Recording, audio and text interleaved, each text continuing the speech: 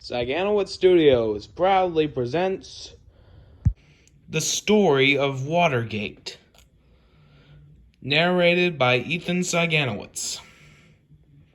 It was the summer of 1972. Richard Nixon, 37th President of the United States of America, was running for re-election. In fact, that summer, at the Watergate Hotel, the most popular hotel then in Washington, it was also then the Democratic National Committee headquarters.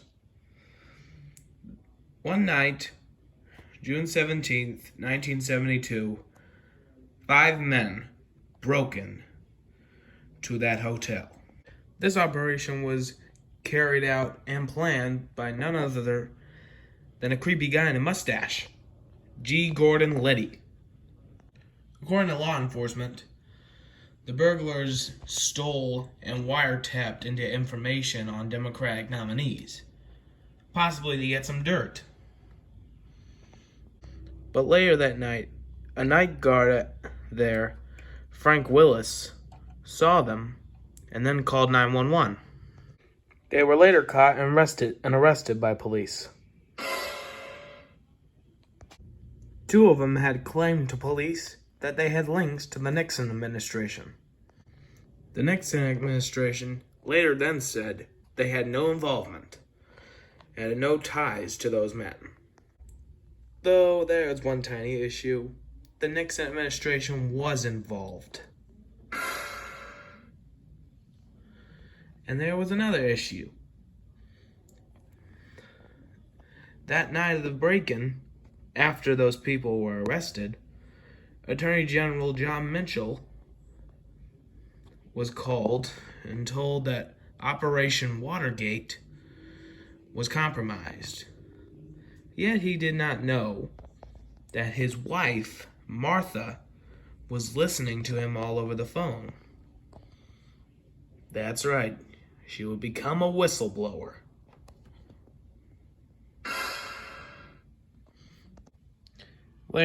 Later, 5 days after the break-in, Martha called what was allegedly one of her favorite reporters, Helen Thomas, to tell her about an intention to leave her husband until he resigned from the CRP, which was a re-election commission for President Nixon.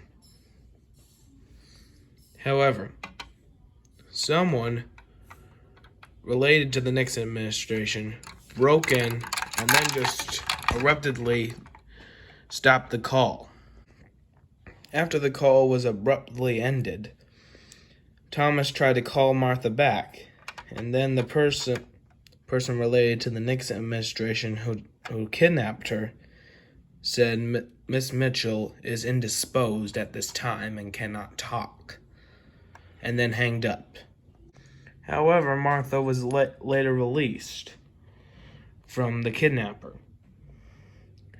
The incident left her fearing for her life.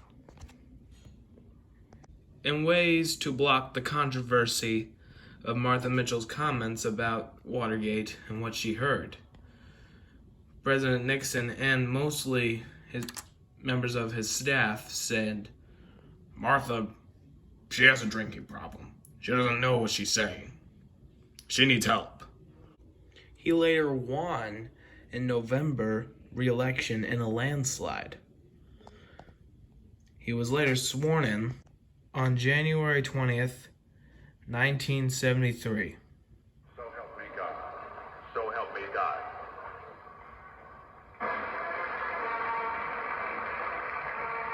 However, Watergate wasn't fully over with Nixon.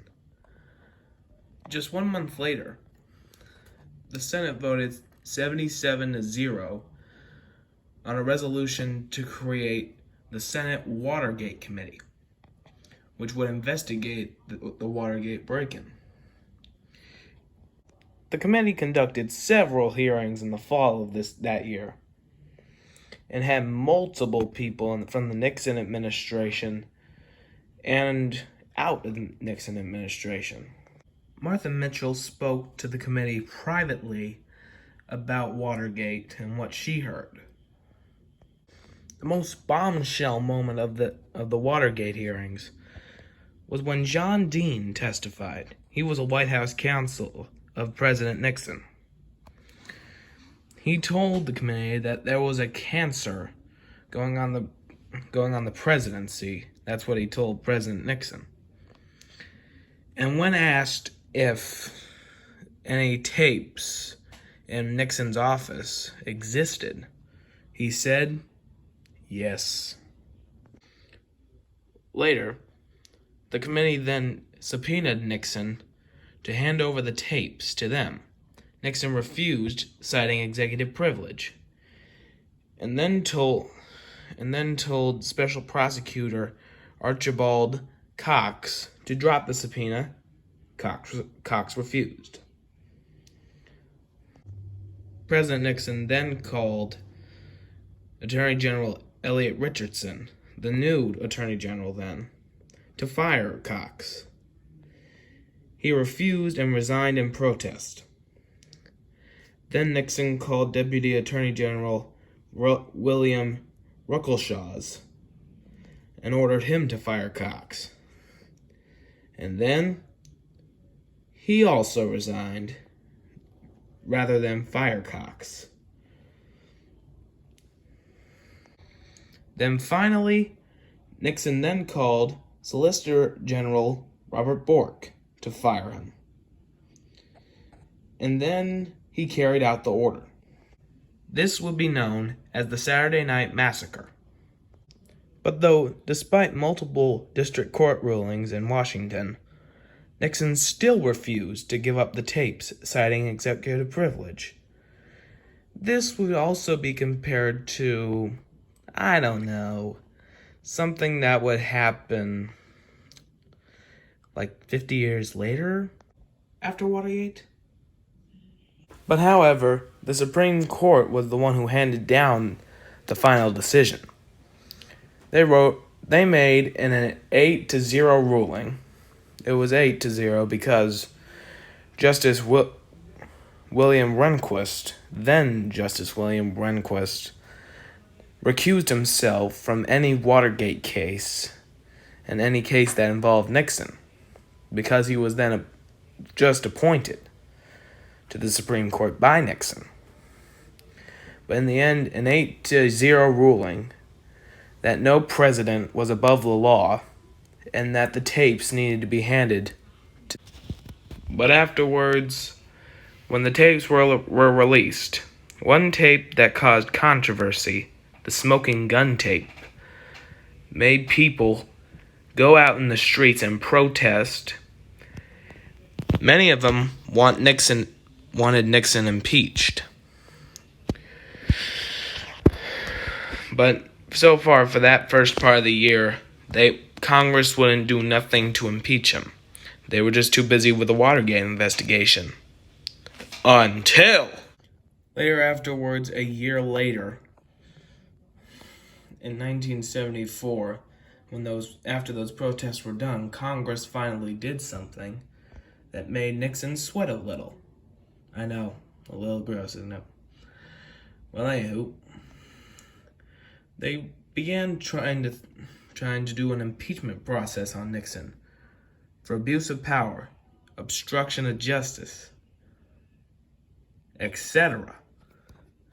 This was too much for Nixon. And then House Republicans came to him and then gave him two options. Either stay and be impeached, face a possible conviction, or resign. Guess what he decided? The president is going to address the nation and presumably announce his resignation in a half an hour from now. People will be at television sets and radios tonight to hear what the president has to say. The President of the United States will begin his speech, perhaps his last speech from the White House. That's right. On the evening of August 8th, 1974, President Nixon addressed the people of America on their televisions, multiple people watching, to hear what he had to say on the impeachment process. Here's how it happened. I have never been a quitter. To leave office before my term is completed is abhorrent to every instinct in my body. But as president, I must put the interests of America first. America needs a full-time president and a full-time Congress, particularly at this time with problems we face at home and abroad. To continue to fight through the months ahead for my personal vindication would almost totally absorb the time and attention of both the President and the Congress in a period when our entire focus should be on the great issue of peace abroad and prosperity without inflation at home. Therefore, I shall resign the presidency effective at noon tomorrow. Vice President Ford will be sworn in as president at that hour in this office. The next morning, Nixon's vice president, Gerald R. Ford, was sworn in as this nation's 38th U.S. president. So help me God. Congratulations, Mr. President. Nixon, though, was never charged with any crime related to Watergate, as Gerald Ford had pardoned him 1 month later.